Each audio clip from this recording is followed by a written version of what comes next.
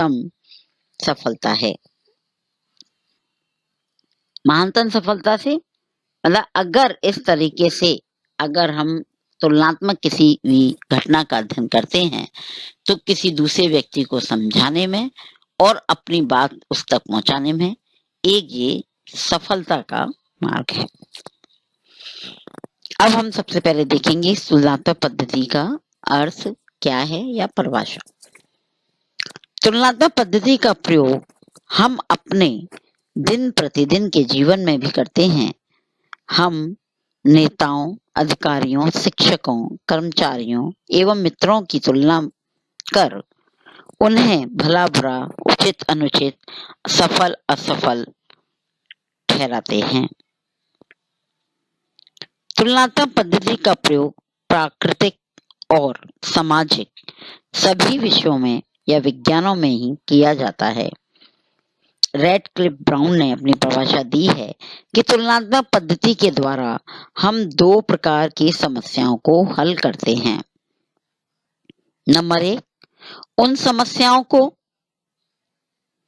जिनका संबंध वर्तमान से है। नंबर 2, उन समस्याओं का जिनका संबंध भूतकाल और इतिहास से है। ठीक है, दो प्रकार की होंगी तुलनात्मक। एक तो वो जिनका संबंध किससे है, वर्तमान जिसमें अपन जी रहे हैं, और दूसरा उन समस्याओं से है संबंध जो भूतकाल बीत चुका है या इतिहास में उसका वर्णन है। दूसरे राइटर हुए हैं गिन्सबर्ग के अनुसार तुलनात्मक पद्धति का कार्य केवल घटनाओं की तुलना करना ही नहीं है, वरन तुलना के द्वारा उनकी व्याख्या करना भी है। इनका कहना है कि तुलनात्मक पद्धति का जो कार्य है वो केवल क्या नहीं है, घटनाओं की तुलना करना ही नहीं है, वरन तुलना के द्वारा उसकी व्याख्या करना भी है। हर्स्कोविट तुलनात्मक पद्धति के अंतर्गत व्यक्तियों के बीच पाए जाने वाले स्वरूपों की तुलना के द्वारा मानवीय संस्थानों तथा विश्वासों के विकास पूर्ण क्रम को स्थापित किया जाता है। स्पष्ट है? तो इस तरीके से भिन्न भिन्न समाजशास्त्रियों ने अपने मतानुसार तुलनात्मक पद्धति की परिभाषा प्रस्तुत की है। अब आता है तुलनात्मक पद्धति का महत्व। पहला है प्रकल्पना के परीक्षण में सहायक। पहला जो महत्व है तुलनात्मक पद्धति का हमारे सामाजिक अध्ययन में वो क्या है कि हम परीक्षण में सहायक होती है।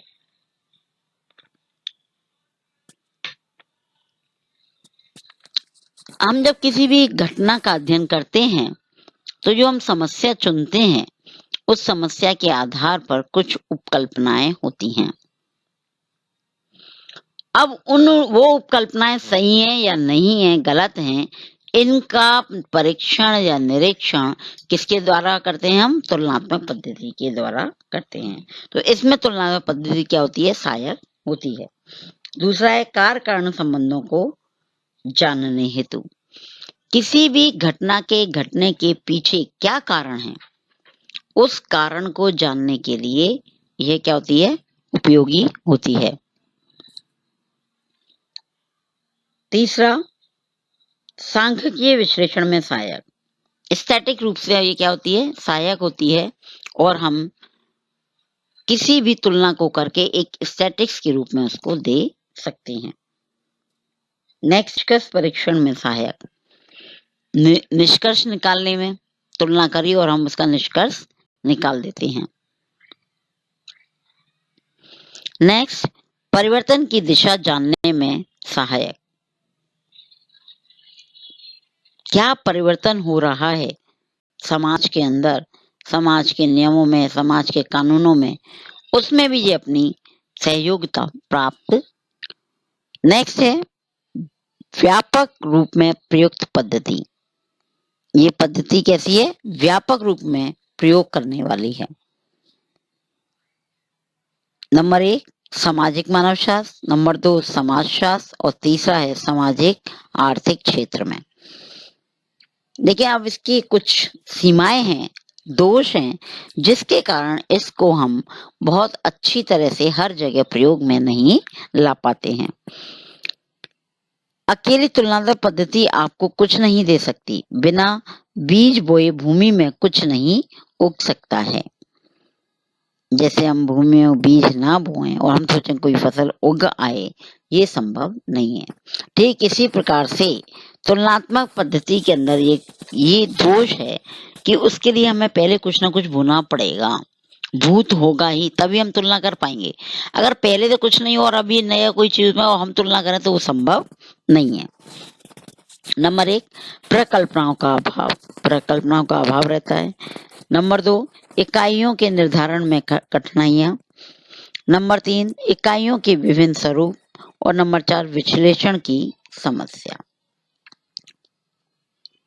तो इस प्रकार से तुलनात्मक पद्धति की कुछ महत्व हैं और कुछ इस प्रकार से उसकी सीमाएं हैं। इन दोनों चीजों को अगर हम ध्यान में रखें तो इसका अपने घटनाक्रम में प्रयोग करने पर काफी लाभ या महत्व हमें दिखाई देता है। बाद है तीसरी जो थ्योरी आती है उसका नाम है फंक्शनल मेथड, प्रकारात्मक विधि। प्रकारात्मक उपागम का जन्म ऐतिहासिक उद्विकास एवं तुलनात्मक पद्धतियों की प्रतिक्रिया के फलस्वरूप हुआ है। द्वितीय विश्व युद्ध से ही निरंतर इसका महत्व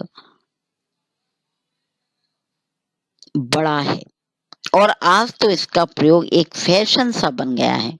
डेविस का कहना है कि समाजशास्त्र में आज जो कुछ है उसका 3/4 भाग संरचनात्मक प्रकारवाद का है। प्रकार का अर्थ, समानतः प्रकार का अर्थ हम समाज या समूह द्वारा किए जाने वाले कार्य या उसके योगदान से लगाते हैं, किंतु समाज में प्रकार का अर्थ संपूर्ण सामाजिक संरचना को व्यवस्थित बनाए रखने एवं अनुकूलन करने में उसकी इकाइयों द्वारा जो सकारात्मक योगदान दिया जाता है इससे लगाया जाता है। जैसे शरीर की संरचना, जीव विज्ञान में शरीर के संचालन में उसके अंगों द्वारा किए जाने वाले योगदान को फंक्शन कहा जाता है। जैसे हाथ या फेफड़े के प्रकार। समाजशास्त्र में फंक्शन शब्द का प्रयोग जीव